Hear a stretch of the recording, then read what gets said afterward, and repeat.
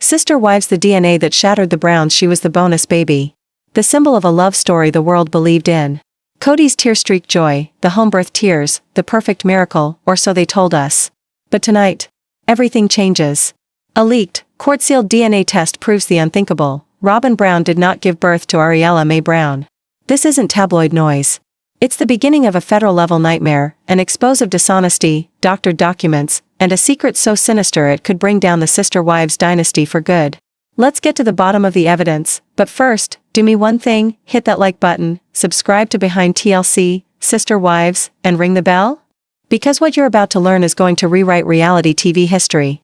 The Browns appeared to be picture-perfect on television, but behind the illusion? A family in disarray. Kody had recently divorced his first wife, Mary, to ceremoniously marry Robyn, citing it was for the kids. In reality, it was a coronation. Robyn wasn't the fourth wife anymore, she was the wife. The others, Mary, Janelle, Christine, were relegated to spiritual side characters in their own lives. Mary was still tormented by her catfish controversy. Christine was drowning, happiness siphoning out of her in each shot. Janelle held on to pragmatism, having children and tallying dollars. And Robyn? She was climbing. The miracle that sold the show. Robyn plunged into the mayhem, bestowing upon it a miracle. She was pregnant. A bonus baby, a heavenly omen that all is right with the world. To TLC, it was gold. To Kody, it was affirmation. For the other wives, it was the nail in the coffin. But the secret beneath those empire waist gowns was more sinister than anyone dared dream. Leaked court papers report that Robyn Brown's pregnancy was a staged illusion, a 9-month fabrication designed for ratings and for history. The impossible pregnancy sources within a now unsealed custody case corroborate. After having Solomon in 2011, Robyn could not get pregnant again. Secondary infertility. For a woman whose value in Kody's world hung on fertility, that was disastrous. So that soulmates made a deal, they'd achieve their miracle at any cost. They hired a young relative who was in need of cash. She would be the surrogate and the egg donor. Kody would contribute the sperm. The Browns would contribute the deception. What ensued was a 9-month stage of deception, prosthetic silicone stomachs, loose tops, camera trickery, and a rehearsed script down to every sigh.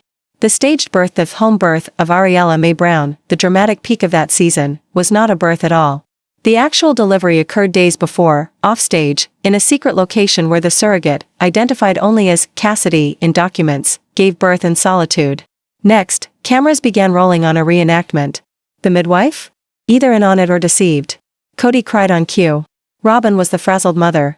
And a newborn, 2 days old, debuted on studio lights. The secret remained hidden for years. The money kept flowing. The deceit became gospel. Until Cassidy's life unraveled. The surrogate's shadow for years, Cassidy guarded the secret that forged an empire. She had cash in the bank, a threat of silence, and a wound no one saw. Secrets fester in the dark. Her world collapsed, a messy divorce, a vicious custody battle, a husband who demanded blood. In that battle of the courtroom, her greatest secret was his best weapon. Mark, her ex-husband, had overheard rumors. Family rumor. Strange money transfers. A tale that did not compute. He didn't merely want custody, he wanted evidence she was incapable. So his attorney pulled off a bold legal maneuver that would turn everything around. The legal mistake that broke the secret: the attorney subpoenaed TLC's unaired production tapes from the season of Robyn's pregnancy. It was an outrageous request. But in family court, judges have great leeway. The argument? Your Honor, these tapes can reveal a pattern of dishonesty and fiscal impropriety connected to my client's former wife. The judge, intrigued, perhaps even amused, signed the order. And that's when the smoke began to billow out of the vault. Video logs indicated bizarre marginalia. Robyn refuses medical check-in. Resist profile shots. Push camera to chest height. To most, they're innocuous. To a detective, they're neon lights flashing cover-up. The attorney caught the scent of blood. He requested something hardly anyone has ever requested in television annals, a court-mandated maternity test for a reality show child. The mandated test TLC attorneys blew their tops. Kody and Robyn's lawyers objected, moved to quash, threatened. But the judge had already gazed into the chasm. He made the decision: the test is germane to determining the credibility of the witness. And that was the beginning of the DNA chain. Swabs were collected: Robyn, Kody, Ariella, Cassidy. All entered into a log, sealed, and sent via courier to a state lab unaffiliated with the Browns. Weeks went by in silence. Then, the conscience of one clerk cracked the whole case open. The leak one document. For lines of pure science. But for the Browns, it was a death warrant. Maternal match between Robyn Brown and Ariella Brown, 0%. Paternal match between Kody Brown and Ariella Brown, 3%, a match. Maternal match between Cassidy and Ariella Brown, 999%. No doubt. No mistaken lab code. Robyn Brown was not the mother. The clerk who read that report, afraid, shaking, made one choice. She leaked it. In hours, it was on Reddit forums, legal sites, and producer email boxes. By the next morning, TLC's executives, federal prosecutors, and journalists all had copies. The world thought Sister Wives was about plural love. Now, it was about federal fraud.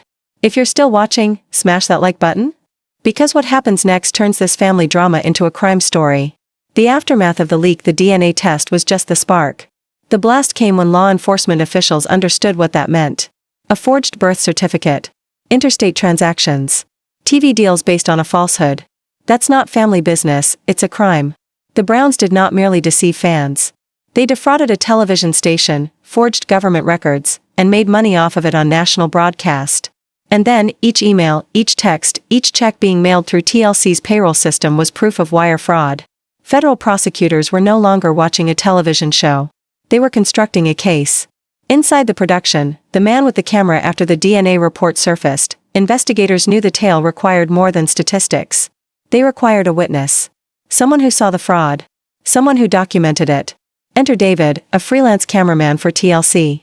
For years, he'd shot the Brown family, their laughter, their tears, and reality. But what he saw behind the camera wasn't real in the least. When FBI agents knocked on his door, David didn't even ask how they got his address. He merely said, "It's about the birth, isn't it?" The camera never lies, but the story did. David's affidavit, sworn under oath, is more like a thriller. He recounted each red flag he had dismissed, Robyn dodging medical checkups. Her guarded, limited movement. Her midsection readjusting between shots. Her fear of being touched, as if there was something concealed wrapped around her body under her clothes. He described the whole pregnancy as rehearsed to prosecutors. Every emotion perfectly timed, every shot angle maneuvered. Then the birth. David called it unlike any shoot he'd ever experienced. Kody, who was typically dramatic but on the fly, went tyrannical. He commanded the crew, "Stay in that corner. Don't move that camera. Shoot my face, not hers." The lighting was dim. Too dim. David told it wasn't ambience, it was camouflage. And when the baby came into view, it all changed. The baby that didn't add up. David had worked on births in the past. He knew the cues, the condition of life mere seconds after birth. But Ariella was different. Her skin parched. Her cord stump clamped and almost healed. Her eyes open, wide awake. He knew right away, this wasn't a new baby. It was a practice with a fill-in baby. David logged in his own journal that day, "The birth appears to be a fake. The baby is too mature. Something is amiss." The cash envelope. A week after that, Kody phoned David. Invited him to meet, off the books. They met at the parking lot of a coffee shop, away from the production lot. Kody gave him a fat envelope of money. $5,000, he said. "For your discretion. And for bottling the magic." David took it. He had a career, bills, and a family to lose. But secretly, he knew what it was. Not a bonus. A bribe. A silent agreement of guilt. For years, he remained silent. Until the FBI showed up at his door. They offered immunity, or prosecution. He chose truth.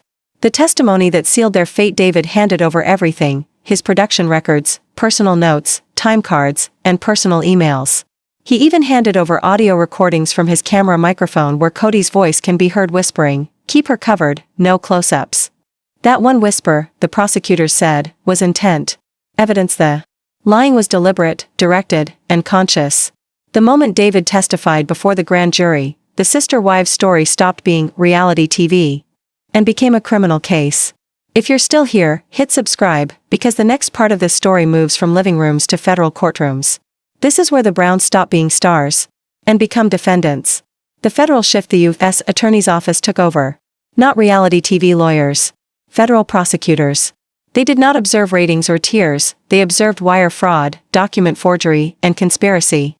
In a single stroke, they subpoenaed the entire production records of TLC, the bank transfers of the Browns, hospital and birth certificate information from Clark County, Nevada. And they discovered it, a government document signed by Kody and Robyn Brown, verifying that she was the mother. A willful, black ink falsehood. It began with rumors in online fan communities. Then it was headlines. Then it was the gavel. A federal grand jury delivered an indictment that came crashing down on Coyote Pass like a thunderclap. The paper was heavy, page upon page of legal allegations, stamped in heavy black ink. For the first time in their lives, Kody and Robyn Brown weren't being taped. They were being charged. Wire fraud. Conspiracy. Tampering with a government document. Defrauding a national system. Each charge sounded like a confession chiseled into statute. TLC turns the network that had described them as family now crave distance and justice. In a subdued press statement, TLC's legal team acknowledged the network was unaware of any fraud and is cooperating fully with the authorities. Behind closed doors, they weren't cooperating, they were giving testimony. Each producer who greenlighted an episode, each accountant who signed checks, each executive who greenlighted a season was now a federal witness. And the most incriminating evidence? The money trail. Each transfer, each email, each call sheet, evidence that the Browns were being paid millions for a plot that was scientifically impossible. The prosecutors had their hook. The Browns didn't just pretend to be pregnant, they profited from a lie. The 3 counts that matter most: fraud against the network by staging Robyn's pregnancy. Kody and Robyn made TLC invest millions in a fabrication. That's commercial fraud, simple as that. Falsifying a government document, a birth certificate signed by 2 individuals who were privy to the truth. That single signature could carry 5 years in prison. Wire fraud, the broadest and most powerful federal charge there is. Every email, every bank transfer, every TV broadcast using that false story, each one is a separate felony count. That means dozens of potential convictions. Each count carries a penalty of up to 20 years. If you're counting, that's a potential lifetime. The legal tactic, and the panic: the Browns' attorneys went on the attack. They attempted to suppress the DNA test, alleging that it was illegally collected in a civil custody case. They labeled the cameraman a bitter freelancer seeking publicity. But the prosecutors held the wild card, that $5,000 envelope of money. It wasn't merely a bribe, it was witness tampering. All the motions the defense made were rejected. The judge declared the evidence admissible, the witnesses believable, and the case unstoppable. Within the courtroom, Robyn wept quietly behind her sunglasses. Kody was stiff, jaw clenched, eyes roving the news cameras arrayed out front. The man who once insisted on seclusion from the world now lived his worst nightmare: total exposure. The family divides. The subpoenas just kept arriving. Mary, Janelle, Christine. All 3 called to testify. Were they victims or accomplices? Christine's statement stunned everyone. She told prosecutors that she never saw Robyn's belly move like a real pregnancy. That she was told not to question things. That Kody had said, "This is about the family's future, don't ruin it." Mary's testimony was quieter but colder. She indicated that she felt something wasn't right for years, but didn't have the courage to confront them. Janelle declined to answer some questions without an attorney. The formerly unified sister wives now were standing on opposite sides of a courtroom. The king falls when federal officials rode up to Coyote Pass with the indictment in their possession. It was no TV moment. No confessionals. No monologues. Just silence and the sound of handcuffs. Kody Brown, the self-proclaimed patriarch, was booked on multiple felony counts. Robyn followed minutes later, face hidden behind her hair. Neighbors watched as federal vehicles rolled away. And for the first time in over a decade, the Brown family home was dark. The empire built on faith and family was now a federal crime scene. The courtroom the world watched. No cameras permitted inside, but the headlines never let that stop them. The U.S. South District Court of Nevada was transformed into a platform larger than any TLC finale. All the seats occupied by reporters, all the hallways lined with whispers. The terms fraud, conspiracy, and DNA rang out like gunshots. In the front row sat Kody and Robyn, 2 individuals who previously peddled a fairy tale now stuck within their own fiction. The evidence that broke them: the prosecutor's desk resembled a set, piles of evidence, transcripts, shot logs, the fateful DNA report packaged in a transparent folder with Exhibit A stamped on it. The cameraman, David, testified, unruffled, steady, haunted. He told them all: the fake belly, the lighting, the money. Asked how he felt shooting that birth, his voice broke. "I knew. I was filming a lie." Gasps filled the courtroom. Robyn's shoulders shook. Kody glared down, unmoving. And then came the reading of the DNA results out loud, word for word, number for number. Cold science cutting through warm fiction. By the time the clerk uttered the words, 999% match to Cassidy, you could feel the breath escape the room. The defense collapses. Their attorneys attempted everything: blame the media, the leak, even TLC itself. They called Cassidy unstable. They claimed David was coerced. But the proof stood firm. First, there were the emails. Then the bank statements. A bribe. And that birth certificate, signed by Kody and Robyn, notarized, and on file. It was no longer a rumor. It was law. After 3 days of hearing testimony, the jury deliberated for 5 hours. When they came back, their expressions spoke the tale ahead of the words ever doing so. Guilty on all main charges. Fraud. Conspiracy. Wire fraud. Document tampering. The gavel came down once, and its sound destroyed the Brown heritage. The sentencing: Kody Brown, 15 years in federal prison. Robyn Brown, 12 years, with probation. The courtroom was quiet save for tears, not from the audience, but on the benches occupied by their children. Christine, Janelle, and Mary were exonerated of evil doing, but their silence, their allegiance, lost them their family. The series was removed without fanfare from all streaming outlets. The network issued just one sentence: "We regret the pain this story caused to viewers and those involved." Coyote Pass is vacant now. The family compound, once full of life and overrun with weeds, blanketed in silence. The soulmate story was a cautionary tale, a reminder that truth may be hidden on the very real stage of reality TV. Cassidy, the surrogate who bore the truth, was finally released from her secret. But it had a price tag: years of trauma, public humiliation, and the terrible reality that her child spent their entire childhood thinking another woman was their mother. Ariella Mae Brown, now an adult, is still at the center of legal complications, stuck between biology, paperwork, and the ruin of 2 grown-ups' lies. The legacy of a lie Kody once quoted: "Love should be multiplied, not divided." But ultimately, love wasn't multiplied.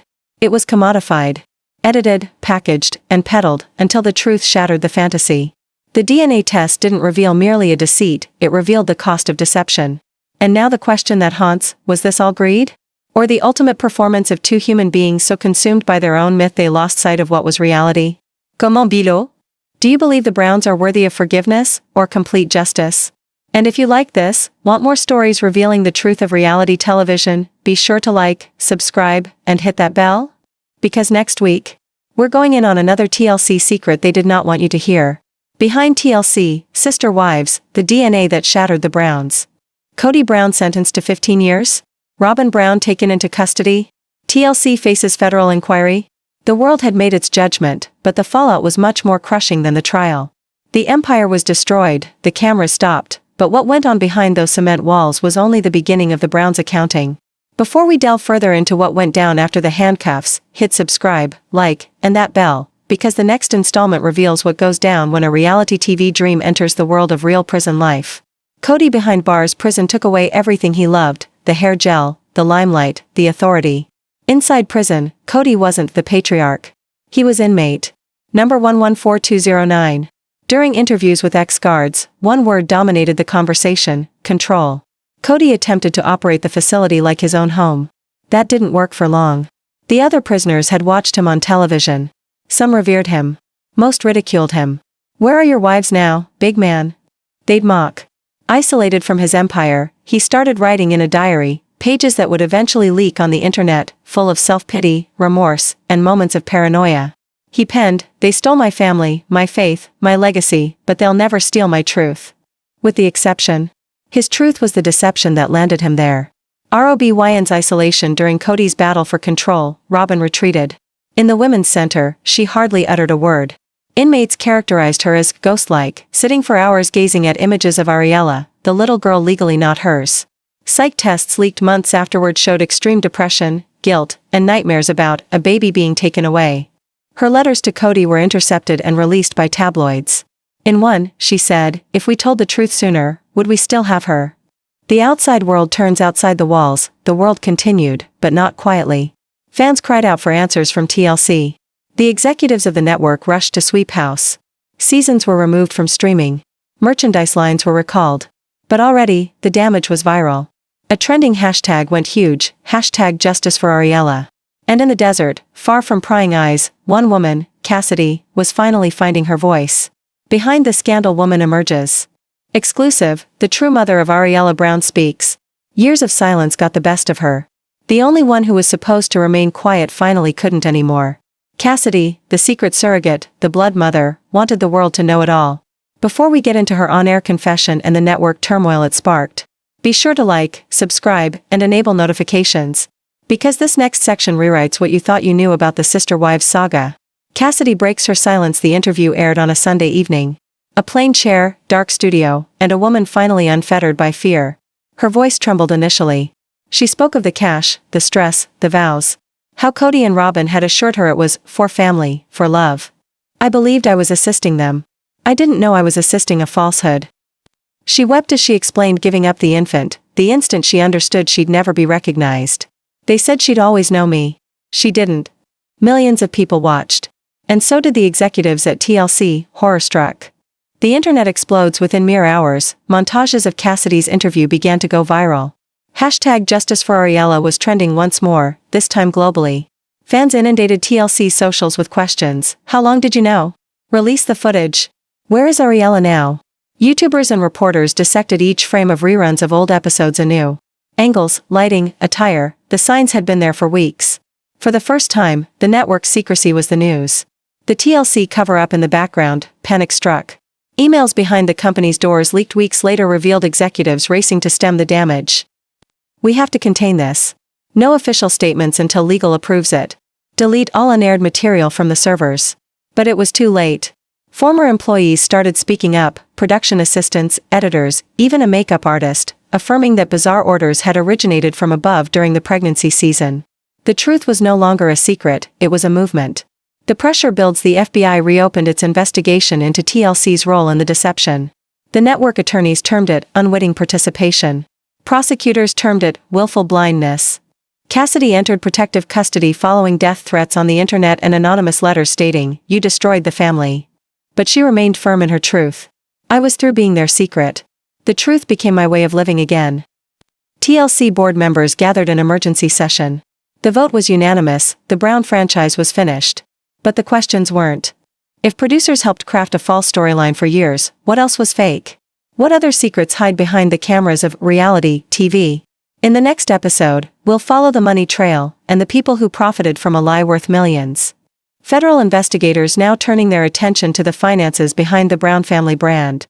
When the DNA proved the lie, it destroyed their image. But when agents traced the money, they found a whole other crime. Let's get to where the millions of dollars actually ended up before we do. Hit like, subscribe, and ring the bell?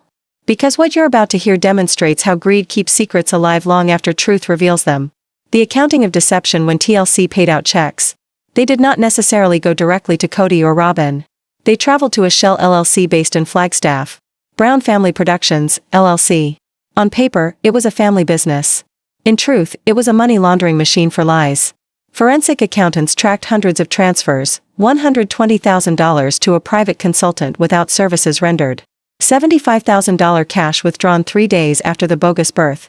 A mysterious $25,000 wire marked medical reimbursement to a relative who matched Cassidy's last name. It was the paper trail of a cover-up that cost millions and paid for silence. TLC in the crosshairs. Federal prosecutors subpoenaed TLC's corporate ledgers. Emails between producers and Kody surfaced. We'll need medical forms for insurance records. Please have Robyn sign by Monday.